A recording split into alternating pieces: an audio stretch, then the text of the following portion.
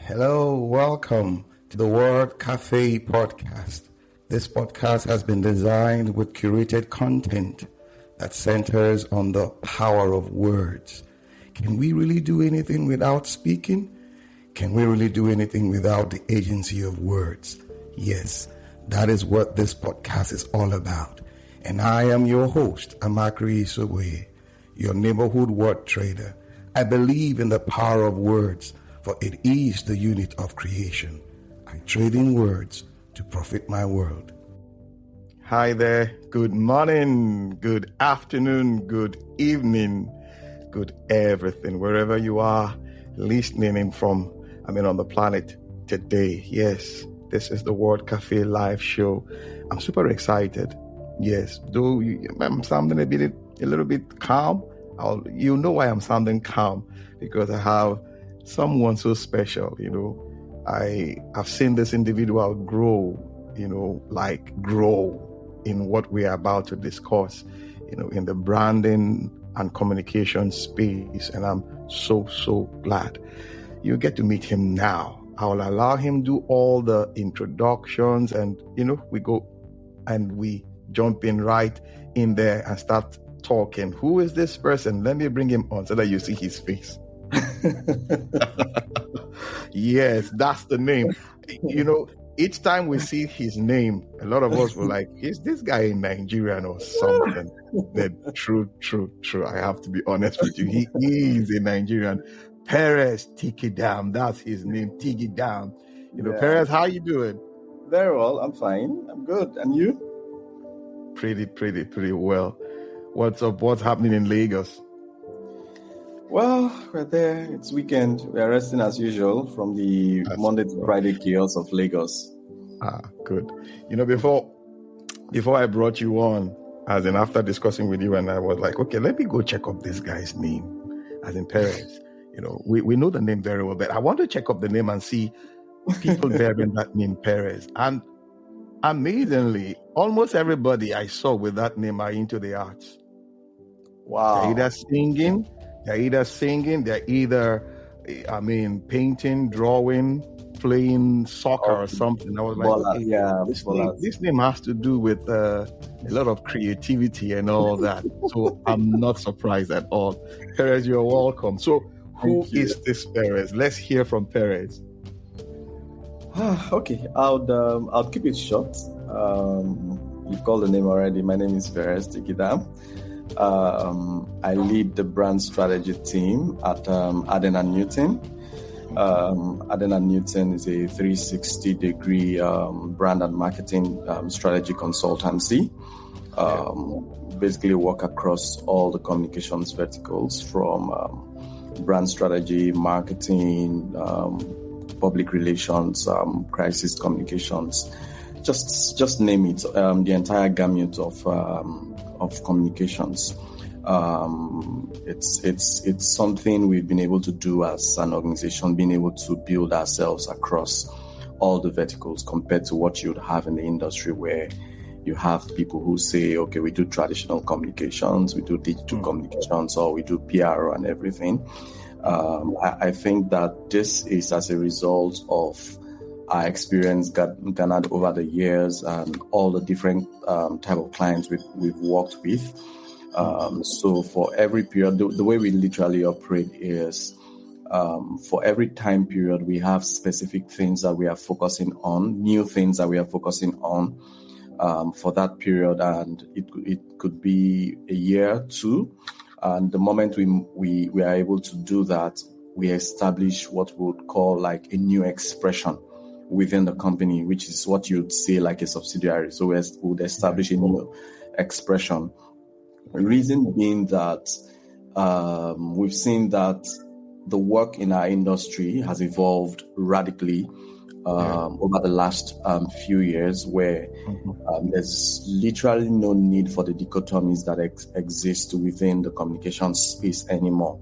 So rather than say, we do digital, we do traditional, we do PR, we do crisis, we do advertising, we do marketing, what we basically sort of focus on, because we love to say we are a strategy first organization. So what we usually would want to focus on is what is the problem on the table and what are the tools, what are the solutions needed. So we think solutions, we don't think verticals in terms of we are this or we are that. So I think maybe we'll touch on that a lot more.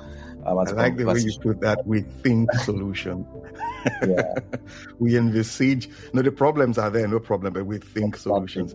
Now, before we go into the nitty-gritty and all that, how did you discover? Because I know, like I said earlier, I've been with Perez, or I've been around Perez for a while now, way back in school. You know, Perez he loves that creative environment. He's always involved in creativity and all that. But I never knew you were going to branch into branding and all that. How did it begin for you? Well, I think it was just natural. This it's now that you're asking the question, I'm doing a quick math in my head. It just occurred to me that this is actually like an 18-year journey, because this started like 2003, 2004. Thereabout. Yeah, so it was just. It started at first as curiosity. Like, okay, I see a lot of attractive things around. How are they done? I just started asking that question and then trying to just understand how things are happening, and then started learning how these things happen. And then, so from curiosity, I would say it sort of moved, if I'm to plot like a map, a trajectory, it sort of moved from the level of curiosity into being a passion, and from a passion being a business. And moving from a business now, I think for me, I'm at that point where I think about projects as lifetime investments, legacy. These are the things that I want my name to be associated with. So I've moved from I would say through a timeline of curiosity, passion, business, and for me now it's legacy. So that sort of helped shape how my career has been defined over the years, the kind of things that I do. And let me state this, the very starting point for me when I say curiosity before passion was, I started out purely as a graphic designer. Okay. That for me was an entry point. I was just curious about how things are put together in a document, in prints and everything. And then I started trying to, let me learn how this thing is done, and started learning and everything. For me, at that point, it wasn't really, this is business and everything. It was just something I loved doing. And then it sort of shaped even my educational background.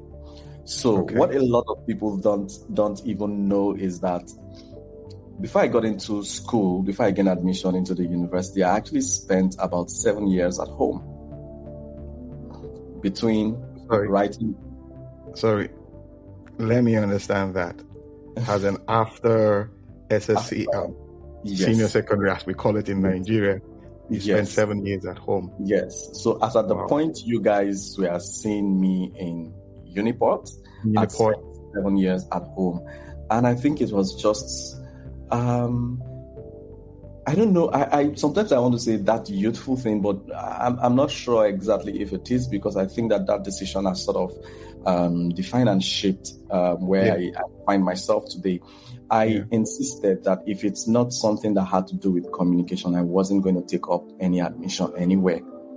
There are opportunities to go do anything, different courses here and there and everything. But I always said I just wanted to do something I knew that I could get involved in, because it's very difficult to sustain my attention on things that don't interest me.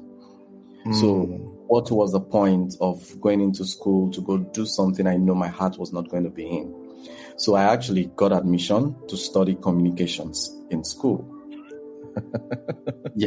You just expressed yourself like traditional artists like Picasso and the rest of them. If it is not this, forget about it, because my attention will just wane over time. But I need something that I can focus on and bring out the best in me. Beautiful. Yeah, because at that point in time, I was beginning to just figure out that, there are certain things that sustain my attention. So why don't I just give it the required attention needed so I could actually build something around it? And even at a very young age, I realized that my passion for something was actually very contagious and it controls me. When I'm passionate about something and I say I'm going to do this, I usually never would consider the limitations. So in fact, my colleagues sometimes would usually tell me that, look, they don't even know how they work with me because I can just wake up one crazy morning and I say, okay, you know what? The next place of conquest is in Tanzania and we are going to go there. I don't know how we are going to do it, but we are going to go to Tanzania and we would host the largest conference that would have people from across 20 different countries. It sounds like madness, but if I know what's happening, we are in Tanzania. I think you should know that sometime in 2019, we went in Rwanda. It started exactly. I'm laughing because I've been following you, and what you're saying is just so true. It's like sometimes I just look at you like on social media. I used to be that crazy. Maybe now I'm a lot more relaxed, calculated. Love has opened your eyes to so many things, maybe. Exactly. That's what happens when you become a family man with children. You become a lot more calculated. Exactly. Well, back to where I was. So I got into school and then I started doing graphics. But I think that it was at that point, I think in my second year, that I realized that, okay, I know exactly where I'm going to channel this thing into and how useful it could be. Because at that point in time, I didn't see doing graphics, graphic design as a business or as something I wanted to build my life around. So I was just telling myself that I see this as a tool. But a tool for what exactly, I didn't know. But I was just moving with the flow. I was still in school, studying communications, trying to understand it as much as I could, even if at some point I almost got rebellious with school because I just felt some of the things I heard in class were just outdated and out of place. I was always sneaking out of school to go spend time in Lagos. So I was already sort of exposed to what was happening in industry, even as a young student, what was happening in industry, the advertising industry and stuff. And then I think in my second year, it sort of turned into business. I was in a fellowship. Fellowship needed the service. I did it. And then all of a sudden, every fellowship around campus, every organization around campus, the SEG and everything. And then it turned into a business. But something sort of changed how the career trajectory moved from that point. So I think I had this elderly friend who asked me, then I think I was in my second year or so, asked me, do you know stuff about branding? This was like early 2000s and stuff. I'm like, no, not really, I don't and stuff. So he gave me a book by Leke Alda way back. Stop. You know, before you called that name, I was about telling you, you fall within the space of Leke Alda. I don't know, honestly. Yeah. And I just like, let me allow him land and I'm going to tell him something. And before that thought and you called his name. I mean, amazing. Go on, go ahead.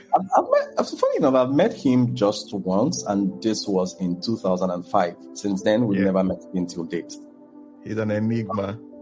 2005. So I read his book and while reading his book, I wasn't reading it because I was trying to understand what my senior friend had told me about branding. I was intrigued by his mind. And I began to ask myself, how do people think like this? If I wanted to learn how to think like this, what's the usefulness? How do I apply it?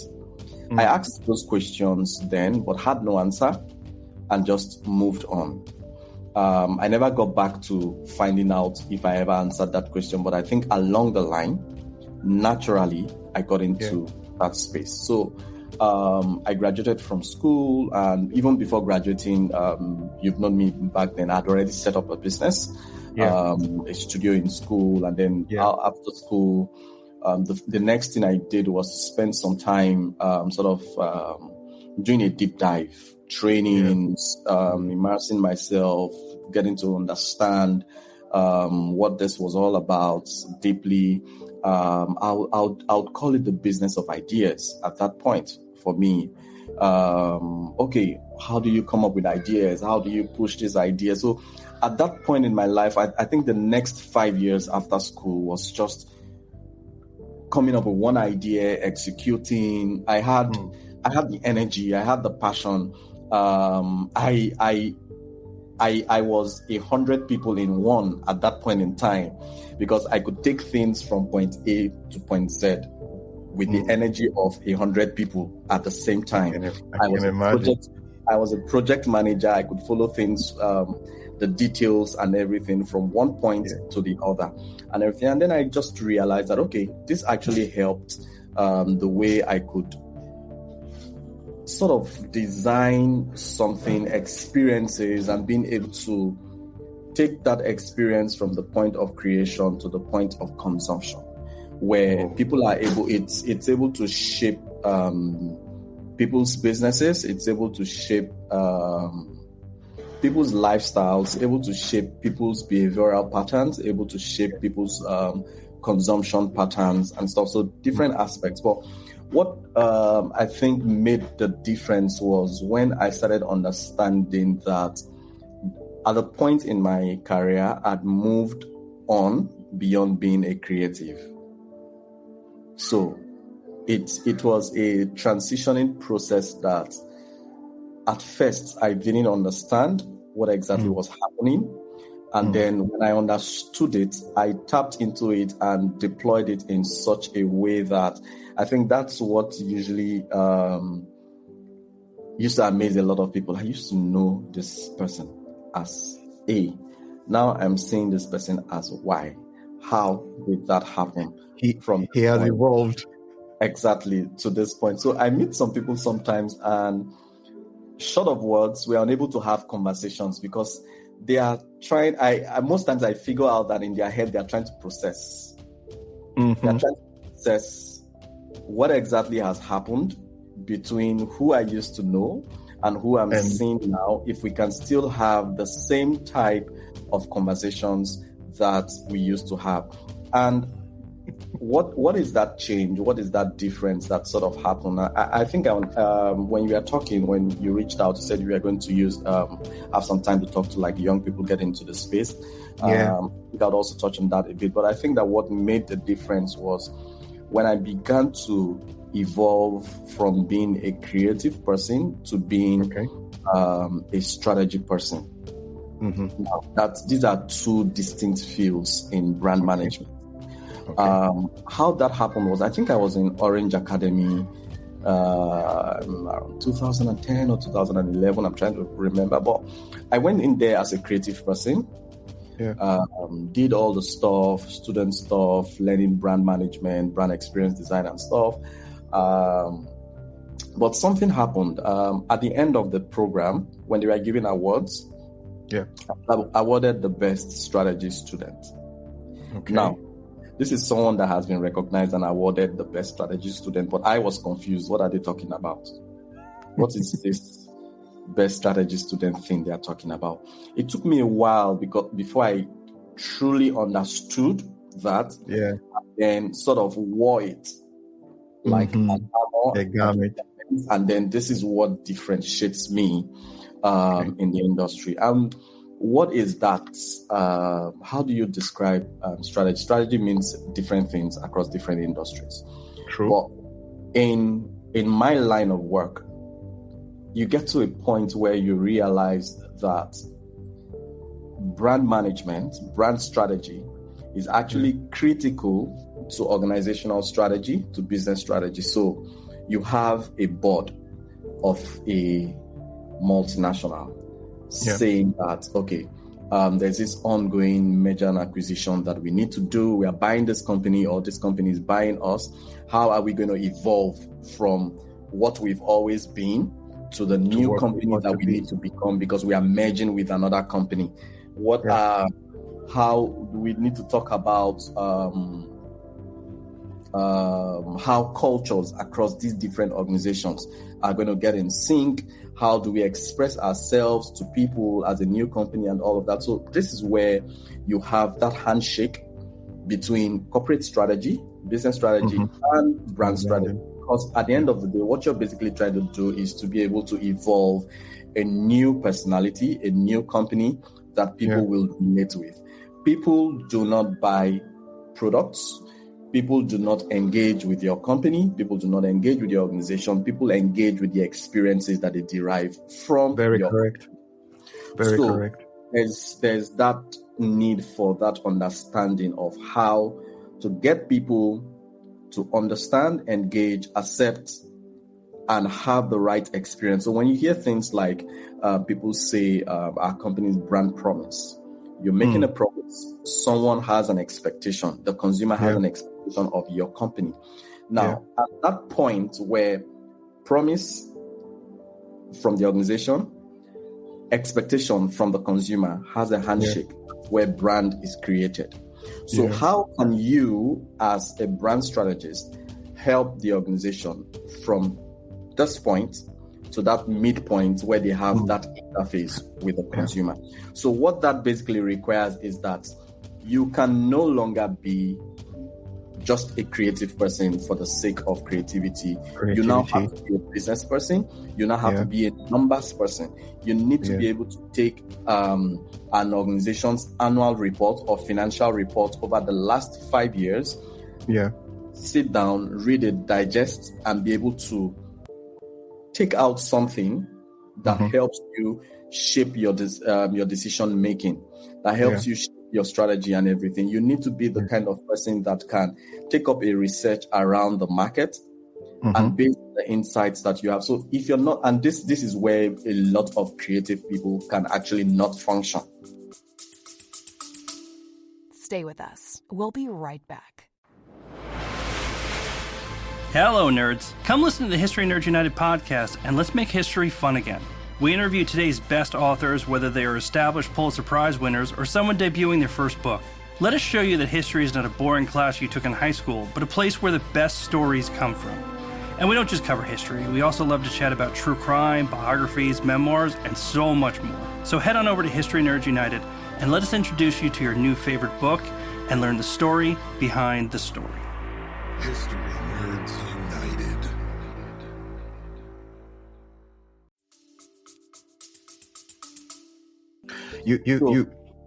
You just sorry for cutting in there. You just took it to the next level. As in the question I wanted to ask about the young people, how you're young, no doubt about it, age-wise, but in terms of presence and experience, you're not in this field. So we have this impatience or lack of understanding. And from what you're explaining now, I mean, exactly what I think is needed, for the young minds, understanding the business of branding. And basically, you're talking about strategy here, Go on. Yeah, so I think it's actually critical and very fundamental. So I think that for those who know, I've always loved to be, I'm a back-end person. I like to be where all the puzzles are moving, things are happening, where the thinking is happening, and not to be at the forefront. I can help you shape media, but you'd rarely find me in front of the cameras. But I think that one of the key things that key projects that I took up that got people talking, and everybody was like, okay, who is this guy? We need to meet him, companies, CEOs, reaching out. And then I find it that I've actually done way bigger projects, bigger than that. But just because this was a company that was actually quite popular and renowned, it got more attention than usual. So I think you know what I'm talking about. 40 Oil's evolution to Adova PLC. So when Otedola was selling the company, the whole acquisition was happening. We were brought in as the strategy consultant, brand strategy consultants on that project that helped translate the company or transform the company from that 60-year-old company that we've always known, starting from the days of British Petroleum, BP to AP to 40 Oil and everything, and down to where we are right now. So how do you transform a company of over 6 decades or 5 decades. Yeah. And prepare that company for the future. So it was one of the projects that we took up that I would say was proof of performance or proof of competence in an industry, or sort of putting a stamp on the industry, if I should say so. A stamp in the industry where today I can boldly say I'm a leader in that space. Not because it was the first time or even the 10th time we are doing something of that nature, but it got an unusual media attention and also won us about 3 global awards. Now, before we got on board that project, very exciting to say was that a foreign consultancy was brought in that aspect of our role. After a couple of months, they couldn't hack it, because for projects like that, there are certain local nuances that shape the outcomes of the project. And when that project came, for me, I think it was just what you would say preparation meets opportunity. 2 months before that, I had lost a pitch. We had pitched to rebrand another oil services company, which had invested so much time, money, resources, because I believe so much in research.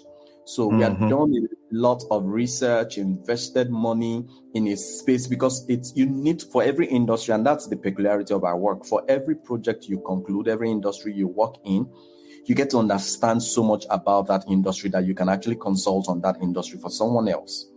So we have done a lot of research on that space, oil and gas and everything, projections for the next 10, 15 years, what's going to happen in that industry, downstream, upstream, midstream, who were the players, what's going to happen.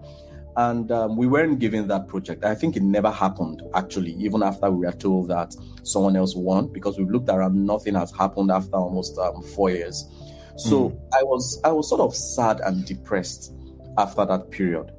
And then on this day, I was actually sick, on a sick bed, when a call came in and said, "Hey man, there's a project on the table. Are you interested? Would you be interested in pitching?" I said, "What's the project?" And then he mentioned, I'm like, I've done it already. It's done already. And guess what?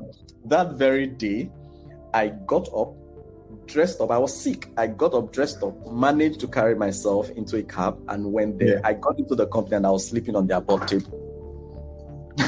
That's how sick I was. But I was just waiting. I was like, this was the opportunity for me. So they came and briefed me and said, okay, this is actually very urgent. We are doing this, blah, blah, blah. We've had struggles. It's been more than 3 months. We've not been able to hack this. And we have 2 weeks. We have a 2 weeks timeline to be able to. I said, you know what? Give me 3 days. I'll come back to you with a strategy framework. We'll hack this. They're like, it's not possible. We've been on this thing. I said, don't worry. Give me 3 days. And because I was already armed with a lot of in-depth research that you won't necessarily find data around, but we've done, gathered, paid for, invested our resources, and everything. It sort of helped me and everything. So we did, and by Monday we had sent in our first strategy notes to say, okay, this is our direction, this is our thinking, this is what we think the company needs to do, this is where we think the company needs to focus on everything. And Monday we are invited for a meeting. It felt like it was magic happening and everything. And we were given the project. Like, look, you've already done 80% of the work. This is it. We are announcing you as the lead brand strategist for this project, and we are brought on board. But that's where the actual work started. So imagine trying to compress information on a particular company of over 50 years. We had to go into like archives. I understand. Reading materials. Like, we came out of a warehouse and we are looking all brown with dust and everything, because we had to gather with those old age newspapers and all that. Reading every damn thing from 1940s, 50s, how this I can company imagine. evolved and everything, because we needed to be able to understand where the company was coming from, peculiarities of the industry they are getting in today, and how to play. So everything we had to shape down. So today you would see a lot of the activities that they do now. They try to position as a sustainability-driven company and everything. That are items picked from brand strategy. Oh, we are sustainability-driven company. You do this. So we did everything down to the naming of the company. We came up with the name. Whoa. And deep right within the meaning, the concept of the name itself, the entire corporate strategy, brand strategy was compressed and hidden right inside of that name. So the name itself. Now. Yeah. So it's Adova PLC now. Adova. All right. Sorry, Adova PLC now. And if you put the Adova and the way it's being used now, they simply write it as AP, because part of the brief that we had was to be able to connect the company back to its heritage, connecting it to its heritage. So we had, it was like a web that we had to meander our way around and being able to come up with something. And I think it was very difficult to come up to say, okay, this is what we've recommended. This is how we think that a Nigerian company needs to play. This is where the energy industry around the world, how it's evolving, and this is how you need to tap into the global conversations happening in that space. So we got an email saying that, okay, fine, what you've done at the management level is fine, but you'll be presenting it to the board. That was the first time in my career I was hearing that I had to present to a board, not management and CEO level. Usually to end at CEO level, but this was so critical that we had to present to the entire board and everything. And I got in there shivering. And then we started doing the presentation, and they didn't wait for us to say, okay, go and come back, review this and everything. Like, I was stunned to my soul when the board chairman actually stood up and applauded. And that was where everything was adopted, signed on, sealed, and everything. And it was radically a career shifting would moment. Would you call that your Mona Lisa moment now? Well, I don't know. Like I said earlier, we've done stuff that were more complicated, bigger projects than that. But there was just something around that time. It was more like a timing thing. There was just something around that time. And we had not even finished that project. 5 days from that particular day of the presentation, we got a similar project. Whoa. We got a similar project to take on another oil servicing company and just tear it apart and reshape it and then sort of position. So when I'm talking to young people these days, this is always a question I'm asking. Are you willing to go through that process of actually doing the hard work, getting into the hard part of the work? Because I remember sometime, I think that was 2016, I met this lady at some public function and we are talking, what do you do, blah, blah, blah.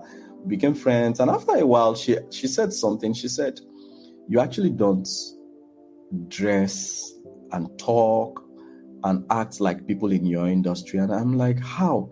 So because they are usually fashionable. And I told her I don't do motivational speaking. Someone going all out, being all fashionable and telling you about personal branding, that's not what I do. I'm a technician. Let me put it that way. I'm a technician, and I'm more focused on thinking about my client's business than being fashionable, than being out there in the media and stuff and everything. So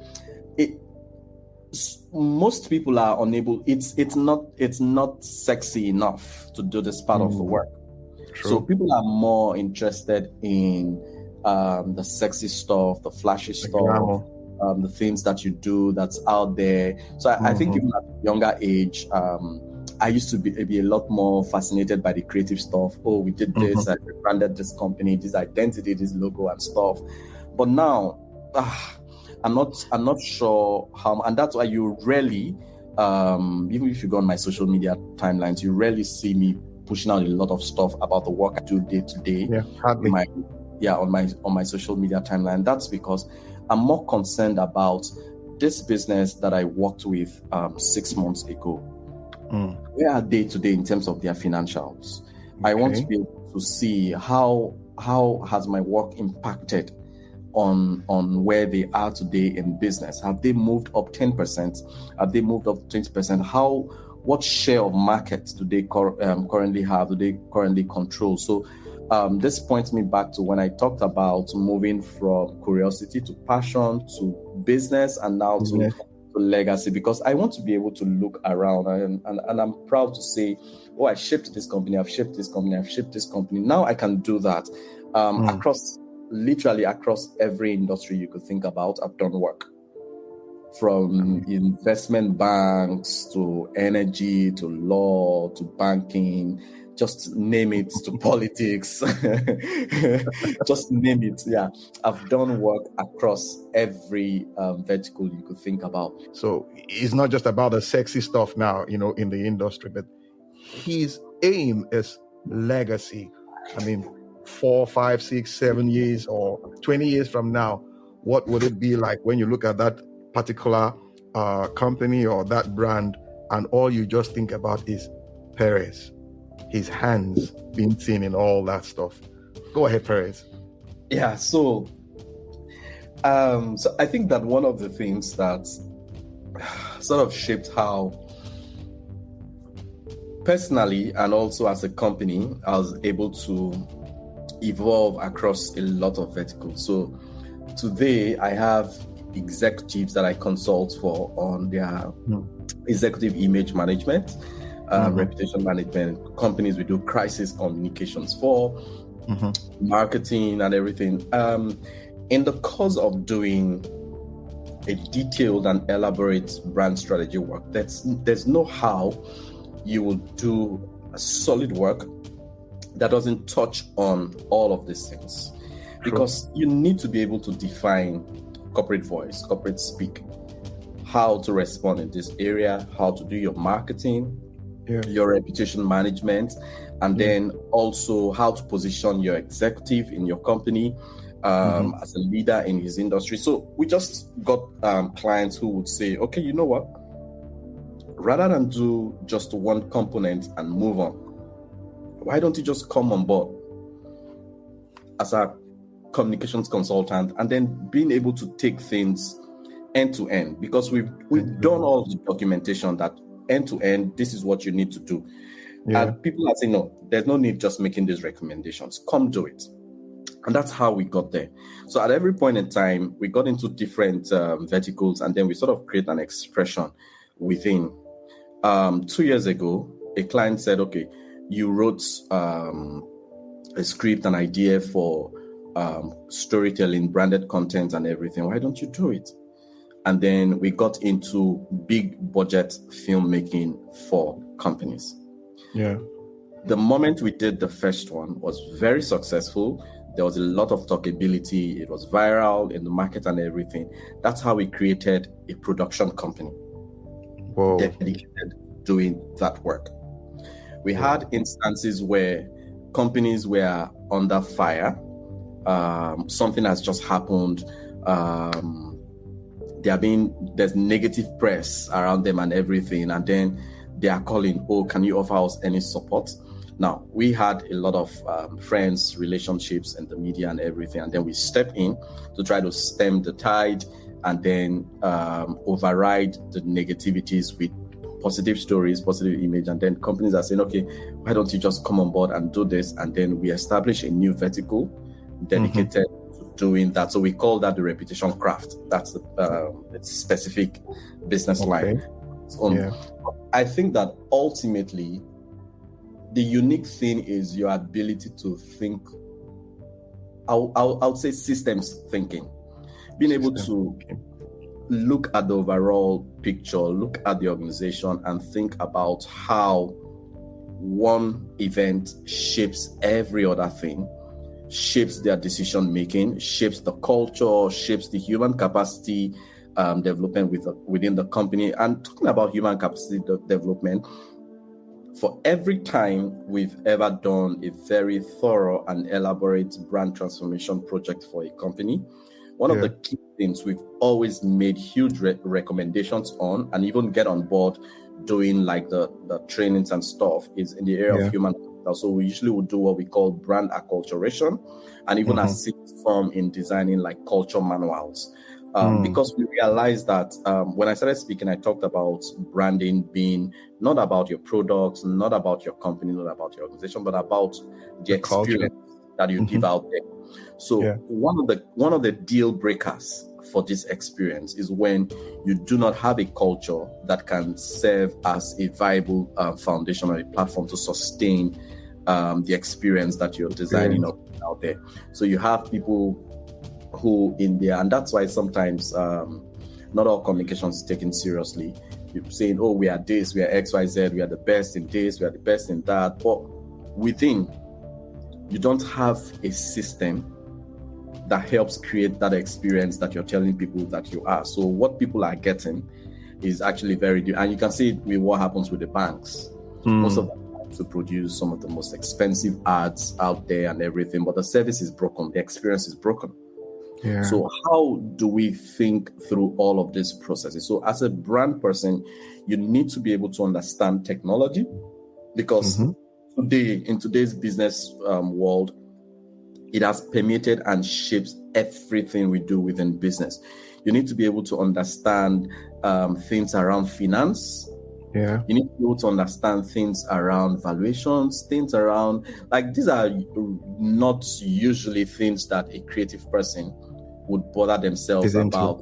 That's exactly, and everything. But if you are trying to make a difference, these are the things that you need. So for me personally, it was a journey of, I want to understand these things. I want to learn how it's done, because I want to be able to, and this is me. I can be very frank, irrespective of who is in the room and who I'm talking to as a client. And to an extent, I'll say it's one of the reasons my clients like me, because if your business is shitty, I'm going to tell you that your business is shitty.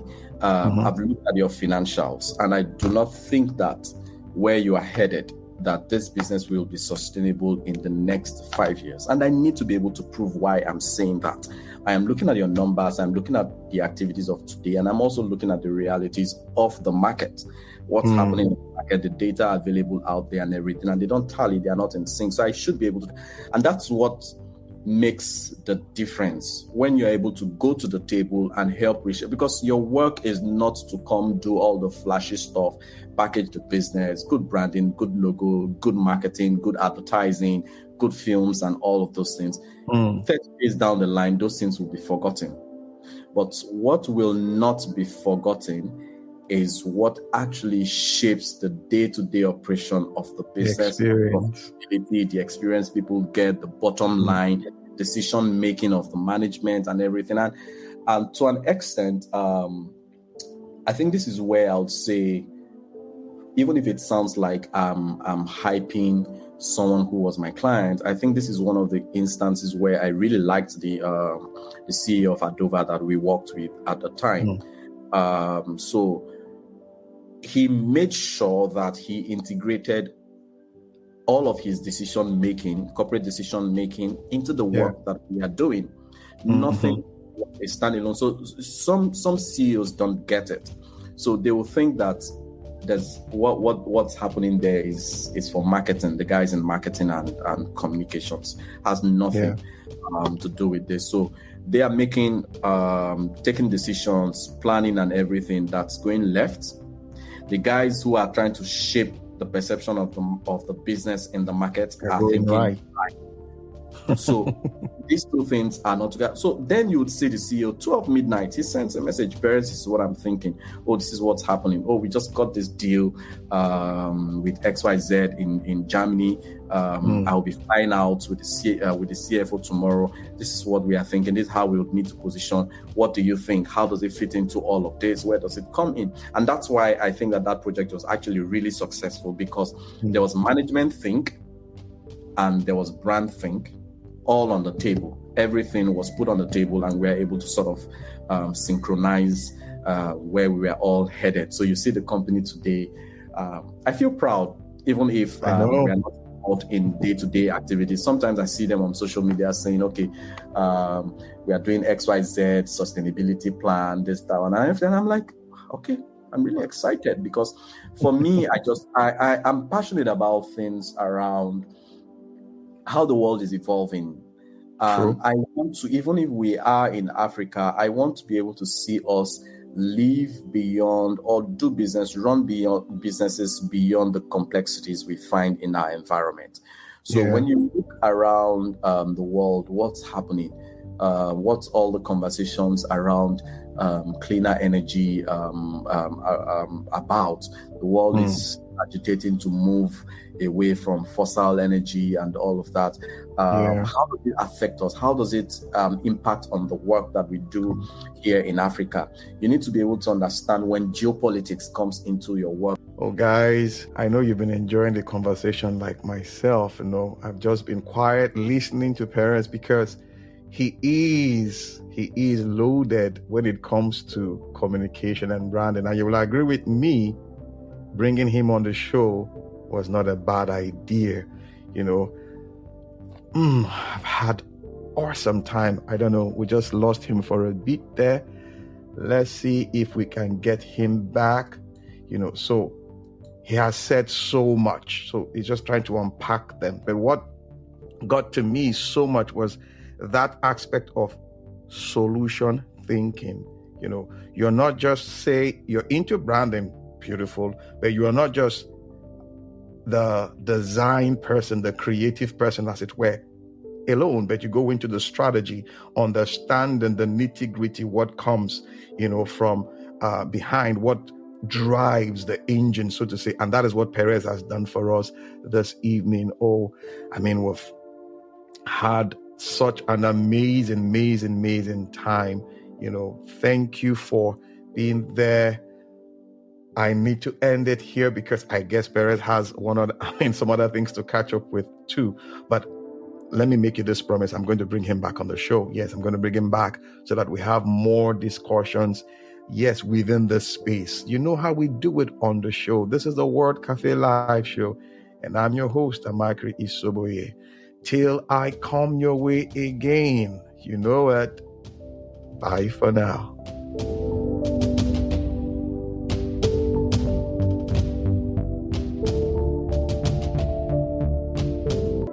Oh, yeah. Beautiful. Before we sign off, I just want to encourage you.